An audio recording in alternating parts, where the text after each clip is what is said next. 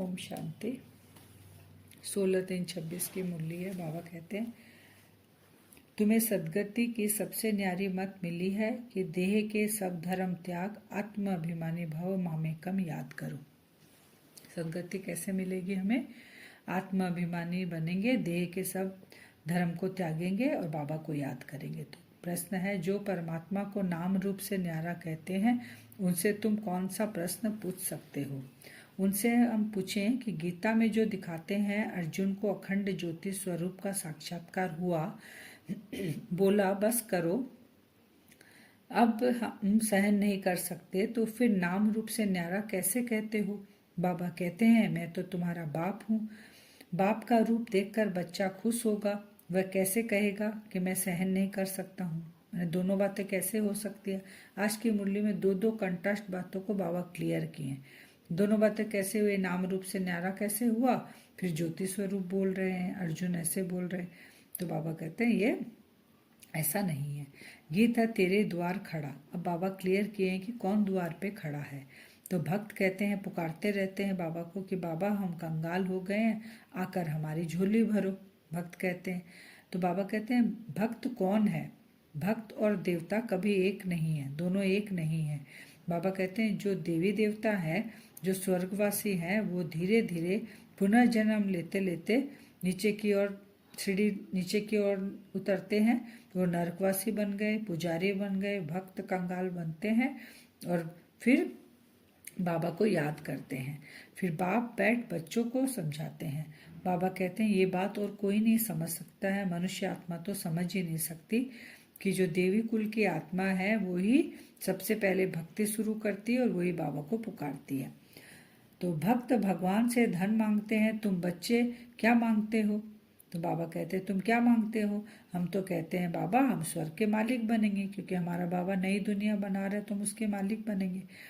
वह गीता तो भक्ति मार्ग के लिए बनाते हैं, उनको भगवान ने ज्ञान नहीं दिया है। दो गीता हो गई ना, एक ज्ञान मार्ग की गीता, एक भक्ति मार्ग की गीता। तो बाबा कह रहे हैं भक्ति मार्ग की गीता भगवान ने नहीं बनाई, वहाँ देहधारी मनुष्य बनाते हैं। भगवान तो इस समय नर नारायण बनाने के लिए राजयोग सिखलाते हैं, नर से नारायण। गॉडफादर कहते तो बताओ तुम्हारे गॉडफादर का नाम रूप देश का काल क्या है? जो गॉडफादर कहते हैं उनसे एक प्रश्न करो कि तुम जब जिसको फादर मानते हो उसका नाम रूप देश काल क्या है? संगम पर आकर आदि मध्य अंत का राज समझाता हूँ, मैं रचता हूँ। कई कहते हैं वह नाम रूप से न्यारा है, वह आ नहीं सकता। शिव जयंती गाई जाती है, बाबा कहते हैं शिव जयंती गाते हैं तो जरूर मैं आता हूँ, मैं नाम रूप से न्यारा नहीं हूँ। तो जैसे श्री कृष्ण जयंती मनाते हो, क्राइस्ट जयंती मनाते हो क्रिश्चियन के, तो सब यहाँ पे होके गए उनके मनाते हो, तो इसलिए मैं शिव जयंती मनाते हो, मैं आता हूँ यहाँ पर।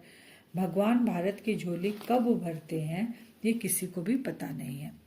फिर बाबा कहते हैं कि साधु संत कहते हैं आत्मा तो निर्लिप। फिर दो बातें आ गई। निर्लिप कहते हैं, एक तरफ कहते हैं कि अच्छे बुरे संस्कार आत्मा में रहते हैं, वो जन्म भी लेते हैं। कोई भी बुद्धिमान मनुष्य नहीं जो ये हमें समझा सके। दो बात बोलते हैं लेकिन खुद भी नहीं समझते। बाबा ही आके हमको ये क्लियर करते हैं। ईश्वर की गत मत न्यारी है, आत्मा कहती है। उसकी सदगति के लिए जो मत है उसको श्रीमत कहा जाता है। गत मत न्यारी है ये कहते हैं, लेकिन आत्मा को ये ज्ञान है कि उसकी सदगति किससे होगी? बाबा जो श्रीमत देते हैं उससे। कल्प कल्प तुमको आकर बाबा हमको ये समझाते हैं, मन मना भव, देह के सब धर्म त्याग, मामेकम मुझे याद करो। तब हम क्या होता है, इसलिए कहते हैं कि भगवान की गतमत न्यारी है। मेरा कोई ये रूप नहीं है, अखंड ज्योति रूप। बाबा ये क्लियर किए कि मेरा ऐसा रूप नहीं है। फिर बाबा कहते हैं परमात्मा परे ते परे रहने वाला मनुष्य सृष्टि का बीज रूप है। कहाँ रहते हैं बाबा? परम धाम में रहते हैं, परे ते परे।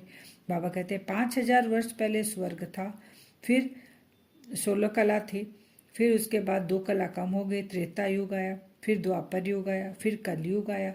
फिर बाबा कहते हैं सतयुग के अंदर जो हम कहते हैं ना जरासेंध और कंस थे, ऐसा नहीं है, क्योंकि सतयुग का तो नाम लेते ही मुख मीठा हो जाता है, दोनों एक साथ नहीं हो सकता है।